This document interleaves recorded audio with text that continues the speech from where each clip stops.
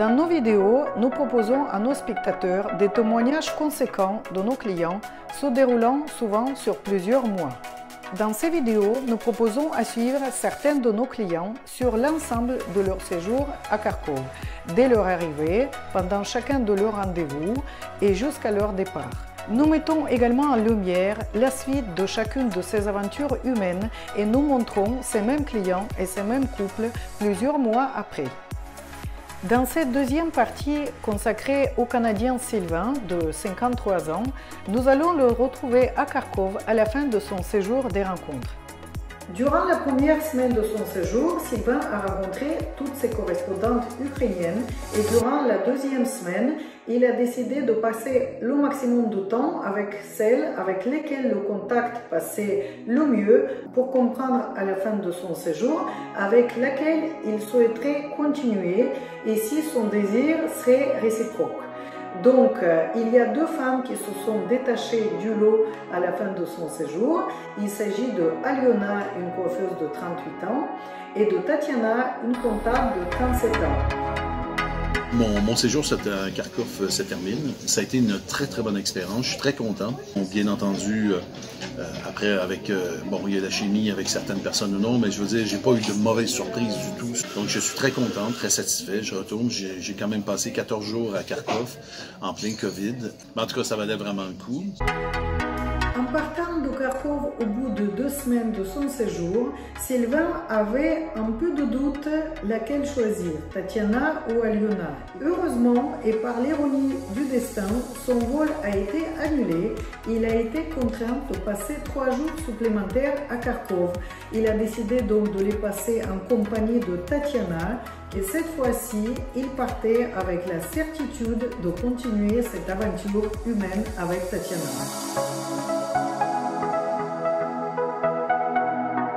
J'ai rencontré Tatiana, avec qui je passe beaucoup de temps, qui est une femme superbe, intelligente, belle, plus jeune que moi en plus, donc c'est toujours agréable d'avoir une jolie jeune femme à ses côtés, mais qui a une très grande intelligence, une bonté aussi, donc une femme vraiment très bien, donc ça se passe vraiment très bien. Donc maintenant, bon, on va voir comment les choses vont évoluer entre nous. Moi, je retourne demain, je prends l'avion. Le vrai travail commence, le travail de bâtir une relation avec quelqu'un que j'apprécie, qui partage les mêmes valeurs que moi. Aujourd'hui, Sylvain est rentré à Sherbrooke, au Canada, et nous discutons avec lui sur ses impressions, sur son séjour et sur ses projets d'avenir. Alors, vous êtes en auto-isolement à la maison, là? Oui, je suis en isolement. Mais vous voyez, franchement, le hasard vous a aidé dans la vie, franchement. Non? Absolument. C'est tous mes doutes sont envolés. En partant, vous étiez un tout petit peu sur le doute, n'est-ce pas? Avant de savoir que votre avion était retardé. C'était même pas des doutes, c'était des questionnements, c'était des interrogations. Ça a été, on en a déjà parlé. Pour moi, ça a été vraiment Dieu a été bon pour moi parce qu'il m'a vraiment permis de me concentrer sur Tatiana et sur ma relation sur le développement de ma relation et je n'ai vraiment aucun doute dans ma tête. Vraiment, pour moi, c'est vraiment la personne, c'est vraiment la femme avec qui j'ai envie d'être et qui répond à mes attentes. Et je pense aussi que je réponds à plusieurs de ces attentes. Plus j'étais avec Tatiana, plus effectivement je trouvais qu'il y avait la différence était de plus en plus importante et que Tatiana était vraiment le choix de mon cœur. Je n'ai aucun regret par rapport à ça. Absolument aucun regret. Je pense qu'effectivement Tatiana est une fille extrêmement intelligente, gentille, douce. Ce que je peux dire qu'au niveau de l'agence, avec votre agence notamment, je suis extrêmement satisfait. Ça s'est très bien passé, c'était bien organisé. Quand il y avait des petites choses, ça se réglait. Je veux dire, c'était pas, je me suis jamais senti tout seul, abandonné. Mais j'ai vraiment senti tout au long de mon séjour toujours un soutien. On a toujours été en communication. C'était vraiment très bien. D'accord. Et vous avez rencontré donc 11 femmes. Est-ce que c'était pas trop? Parce que je me suis dit, 11 femmes, ça peut être difficile de faire des choix. C'est une très bonne question. Je me suis moi-même posé la question. Mais je suis un homme de certitude. Donc, pour moi, c'était très important de rencontrer toutes ces femmes-là. Je voulais vraiment avoir ces rencontres-là. Je trouvais que ces femmes-là étaient vraiment intéressantes et je n'ai jamais été déçu. Je ne conseillerais pas à tout le monde nécessairement de le faire. Je pense que pour certains hommes, ça peut être extrêmement perturbant. Ouais. Et même difficile après ça de faire un choix. Tandis que moi, ça n'a pas du tout été difficile. Ça a été le contraire. Plutôt, ça n'a fait que conforter mon choix final et d'affiner mon choix. Je pense que c'est très intéressant d'avoir ce genre de questionnement des rencontres pour pouvoir être capable après ça de dire c'est cette personne-là qui est... je vais très certainement faire venir Tatiana au Canada parce que ça va permettre de faire les papiers et tout ça. Je veux qu'elle rencontre mes enfants. Donc, je veux officialiser notre relation avec ma famille aussi au Canada, la présenter à ma famille. Bien entendu, lui offrir très certainement une bague, preuve de mon engagement en disant d'avoir une période de fiançailles. Nous avons également appelé Tatiana pour savoir ce qu'elle pense de cette relation naissante. Elle va nous expliquer également son choix. Как вы продолжаете общаться? Какие у вас планы? Ага.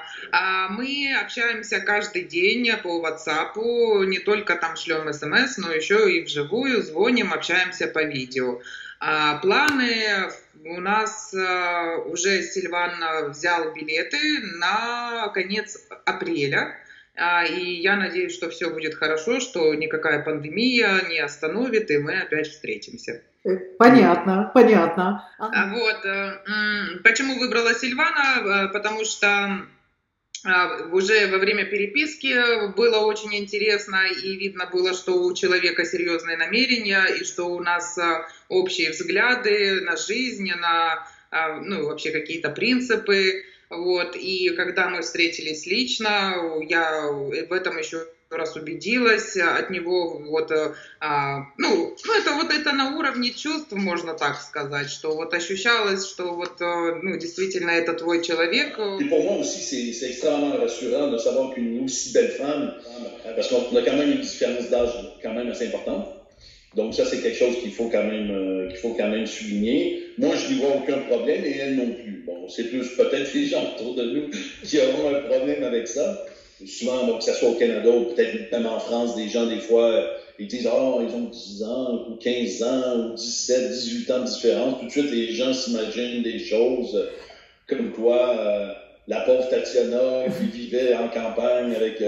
les poules. Vous voyez un peu ce que dans l'imaginaire des gens, exactement, ce qui peut arriver. C'est la jalousie, ne les écoutez pas. Non, vous savez... Мне еще также понравилось, что Сильван очень решительный, что он уже знает, что он хочет. И мне очень импонирует то, что он не только знает, что он хочет, он еще и делает. Действительно то, что захотел, то и сделал, как бы, а не так там. Oh, I don't know. Там. Он не сидит, он не растягивает это на долгое время. И, в принципе, в наше время, в период пандемии, я думаю, это отлично, потому что тянуть вообще не стоит, потому что мы не знаем, что будет там завтра, через месяц. Возможно, будут закрыты вообще все границы. И да, я надеюсь, что в скором времени у нас все будет в лучшем виде. Я не в том возрасте, чтобы там годами кататься и встречаться. Вот. И мне тоже так по нашим разговорам, что мы вот ведем каждый там вечер, каждый день, он тоже, конечно, он понимает, что, во-первых, ему 54 года, и времени, в принципе, того пресса. Et le vrai travail commence après. Le vrai travail commence. C'est maintenant que ça commence. Il faut bâtir une relation. Il faut vraiment être sûr de ce qu'on veut et d'être capable d'aller au bout et notamment de passer au travail de tous les obstacles, parce que des obstacles, il va en avoir. Écoutez, je vous inviterai à mon mariage. Écoutez, avec plaisir. Nous espérons que tout va bien se passer pour ce joli couple pour la suite et nous espérons les retrouver quelques mois après pour vous montrer ce qu'ils deviennent. Si vous appréciez nos vidéos, n'oubliez pas de vous abonner à notre chaîne, de liker nos vidéos et de nous laisser vos commentaires ou vos questions.